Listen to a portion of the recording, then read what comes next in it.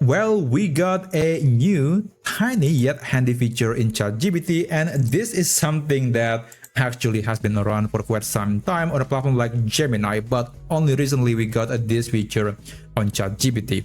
So essentially, you can now just pin any chat to the very top, and that means every time you want to continue the conversation with AI, you can easily find that particular chat. There is no need to scroll down. There is no need to use the search feature. It is overall at the very top of the list. So let me show you how you can use this new pin chat feature in ChatGPT. So let's open ChatGPT. And by the way, this feature is available for both desktop and mobile version of the platform. And after that, you can open the sidebar. And you can scroll down or find the chat that you want to pin.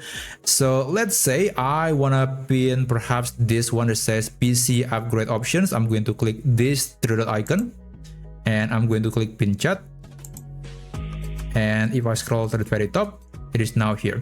And if you're using the mobile app version, it is basically the same thing. You can just open ChatGPT on your phone and then you can open the sidebar. You can find the chat that you want to pin. Let's say I want to use maybe this one. I'm going to tap and hold and I can select pin chat. So that's how you can do it in the mobile app version.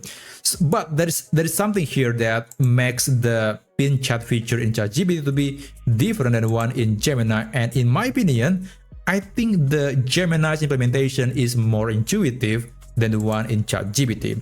So let me ask you this. If you are unpinning the chat, what will happen? Do you think the chat should stay here, or do you think should it go back to the original position or the original order? Well, I think it should be going back to the original position, but on ChatGPT, it wasn't the case. If you select unpin chat, it stays there. It stays at the very top even after you are refreshing the page. It is still at the very top of the list, which doesn't make any sense chronologically, but that's the behavior that you need to know when you are using this tool.